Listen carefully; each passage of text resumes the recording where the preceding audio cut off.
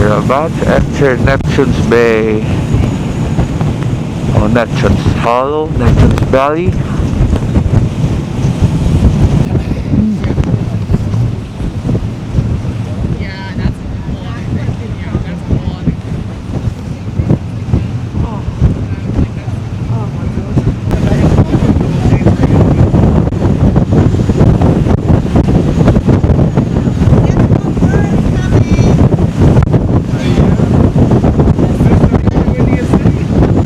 That's Deception Island.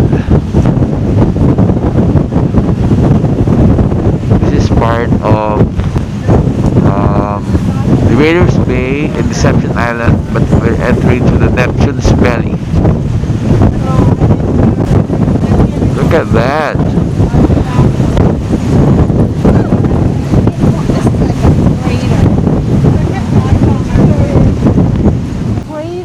Wow! The sun is up.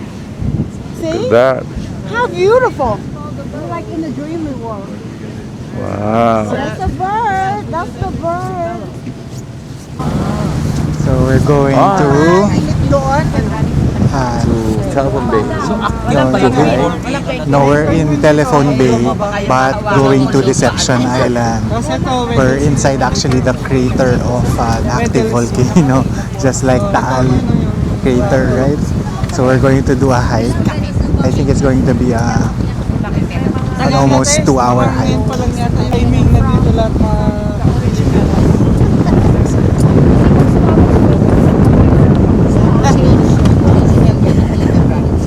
As I've said, we're already in Deception Island, the crater of an active volcano. We're at Telefon Bay. The larger area is the Telefon Bay. So the ground here is actually gravel and black sand.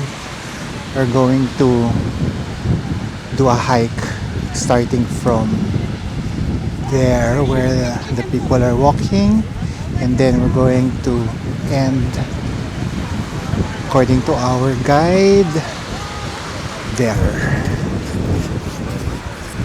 then back here. It's going to be a guided hike. Come on, join us. That's our ship over there. According to our guide, there are no penguins here because it's warm water. They don't survive here. There's also no whales. We're heading up to the top little viewpoint there. Then we've got one of our geologists, Bell, who's going to tell you a little bit about the crater that we're having a look at. Starting our hike.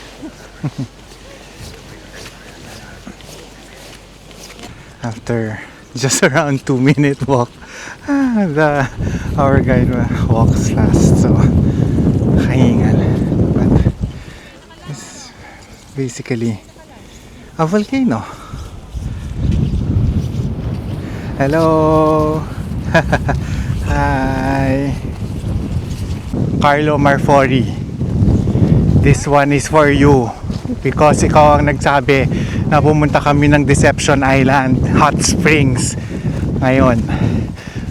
Hindi naman to part ng itinerary. Napunta tuloy kami ngayon dito. Hindi po sila yung hiker sa Price is Right. They're actually part of our expedition going up that, how do you call that, a hill? Hardship. Wow. There's another crater here. See it?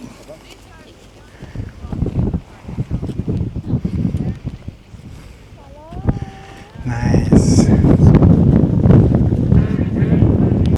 Well, I was just spending some time alone and I went on a walk over there and I couldn't help myself from crying because it's like the best place in the world and this is my office today. Welcome. Thank you for listening to me. You have different rocks over there. They're all kind of based on basalt, which is like the rock that we've been seeing all over. We learned a lot from the small lecture, short lecture. This is actually, the area is actually a caldera. Then there are 5 craters inside the caldera. It's called Deception Island because early on they thought this area is as an island, but turned out it's actually a caldera. Medyo steep yung climb, buti na lang it's a combination of sand, gravel and rocks. Whew. Let's go. So we're already on top of one of the hills that we're climbing. Pagod. Whew. Nice view. So a lot of people still coming, and that's our ship over there. Let's continue. That's our next destination. That hill over there, straight ahead. Look at that view. Nice. Hi ho, hi ho. Skin lagot kayo. Another view of the crater.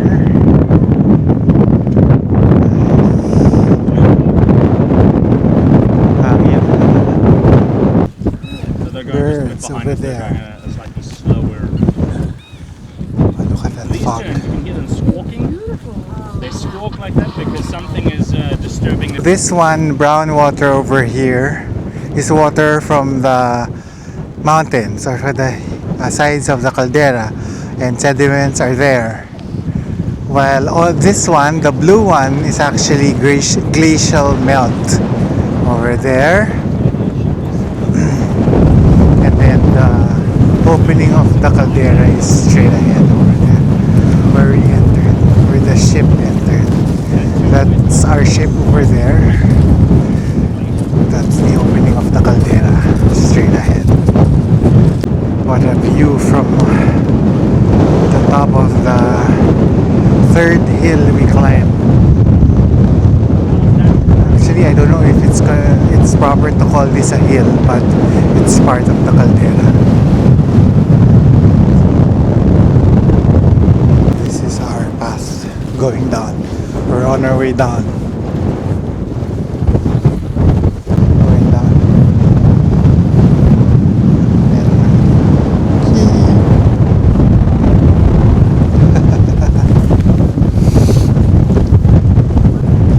Hopefully, that's the last of our landings here. Again, that's we said this before, but now hopefully it's really the last landing. We want to go home. So our flight's scheduled tomorrow. We're praying it will push through. That path going down is really very steep. But we made it down in one piece. So we're going back to the ship now via the Zodiac. It's our last day today. We're flying out of Antarctica and the sun decided to shine. Thankfully, we'll be out of Antarctica today because we've been stuck here for 2 days already because of the weather condition. But now it's like nothing happened. The sun is shining so brightly. We're about to leave Antarctica after being stuck in the ship for 2 days. Oh well, technically not being stuck because we did some landing also.